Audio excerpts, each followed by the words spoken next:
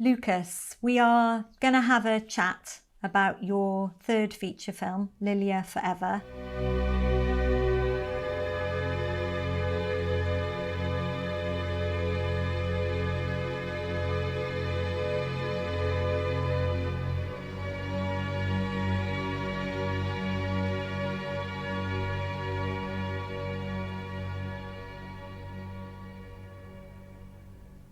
With Lilya Forever, this was the first time that you were working to some extent outside of Sweden and the Swedish language.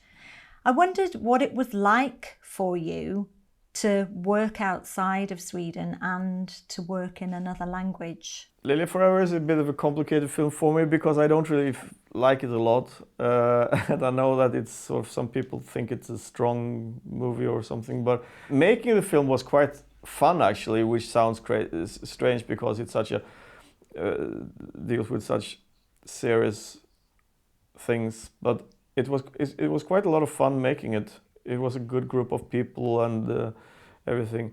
But I think the problem with the film is, for me, that it's outside of Sweden, which means that it's outside of my own experience and my own sort of background, and so I'm not very fond of it. For you, perhaps it was different because it was based on a real case of a young Lithuanian woman who was effectively trafficked into Sweden under false pretenses, and she was imprisoned in a flat in Malmo, and she was forced into the sex trade. So, you know, you're taking reality as your starting point. I think it was quite big news in Sweden at the time because the young woman did take her life. Yeah, and geographically it was very close to where I lived at that moment, and so I knew where she had been sort of, it was in the newspapers and so on, so I knew where she had been, what way she had walked, and so she jumped from a bridge, and I knew, so I took that walk, and sometimes and I felt like this is so horrible that this takes place just so close to where I live, and that she walked these steps, this sort of close to this, yeah. And then she just got up there and stood there and jumped, and I was just standing at on the same bridge, and I was looking down and said, like, what drove her to jump from this place, and so on. So it was like more of like an obligation or something to do it. So from that perspective, it's sort of like it was a film that made a difference because I know it was shown in a lot of places, and trafficking became something that was talked about in politics and so on, both in Sweden and in other places because of the film. So I'm not saying that it's useless, but when I get sort of questions about if I want to make this film or this something in the UK or in the US or something, I always feel like I have to sort of be grounded in myself and so on. So I never really felt like I wanted to go to Hollywood or anything. But then again, it's one of the cases where you feel like the artist behind an artwork is not necessarily the best person to talk about it. I'm sure there are much smarter people to say some things about Lilya Forever. For me, it just feels like... But the process of making it was fun, like I said. That was fun. And I think as well, you know, however you feel about the final film, it sounds like from what you've said, there was maybe not... You said obligation, perhaps a compulsion, a moral compulsion to do what you could do in response to that story, because it is, I mean, it's chilling, it's horrific, it's awful. And I think, you know, as you said, one of the things that happened both in relation to it being a news story, but also in relation to Lilya Forever, was that a real face was given to so-called immigrants who were trafficked. There is a real truth to Lilya's character, and there's something very, very relatable to her, which transcends language and transcends location as well. And I think, you know, that's the spirit there. And it's interesting that you say that it's not one of your favourite films at all, because, you know, again, it's a film which will be on people's top tens. It's not the easiest film to watch, but it does have quite a strong emotional impact. Maybe also I wanted to make something without laughter, because of my first films, people would laugh and so on, which is fine, which I, of course, like. But maybe I also felt like I just wanted to show people that I was a director that could make people like feel really bad.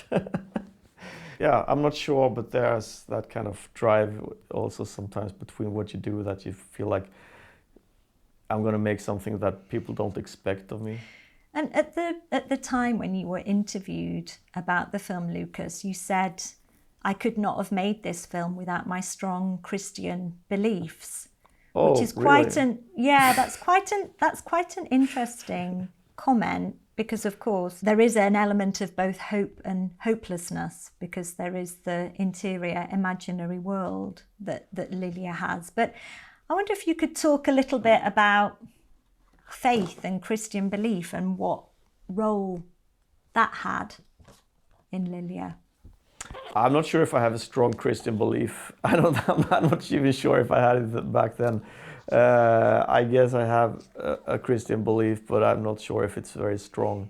But it's true what you say about hope. I felt like I needed to have, that there was some kind of hope in the world. But in a way also that's maybe one of the problems. One of the problems with some of the things I've made is that I've got tried to turn myself into a preacher, someone who sort of tries to tell people what's right and wrong, and that's maybe one of the, also, I'm not sure, but that's maybe one of the reasons why I'm not so fond of Lilya Forever, because it's a bit preachy, sort of like, this is the, hey, everybody look at this is the horrors that are going on in the world, and you should look at it, and you should react, and you should do something about it.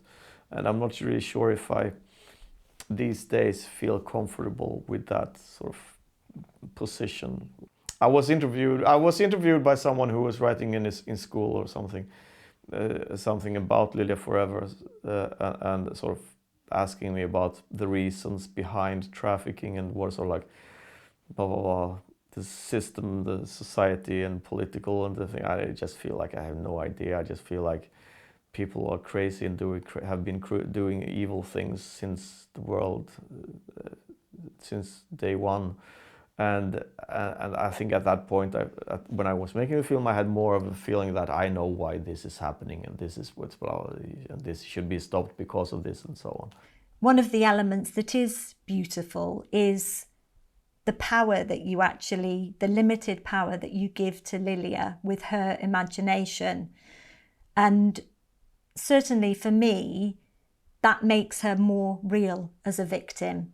She's not just a passive vessel that gets used. There is an interior life there, and there is a desire for hope there. You use the rooftop as a place of solace, and there's a really beautiful rooftop scene in Lilya Forever, which, you know, is a real, it's devastating emotionally, but it's also a real emotional high point as well.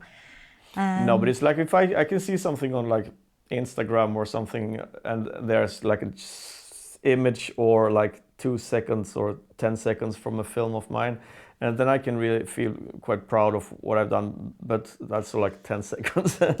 So I mean, there can be some dialogue there, so like people saying something and so on. So, and I think in Lilya Forever there are those moments that I can feel like this is something. It's not nothing, at least. Well, you know, that's something we can thank Instagram for, that it feeds us those 10 seconds that you get those.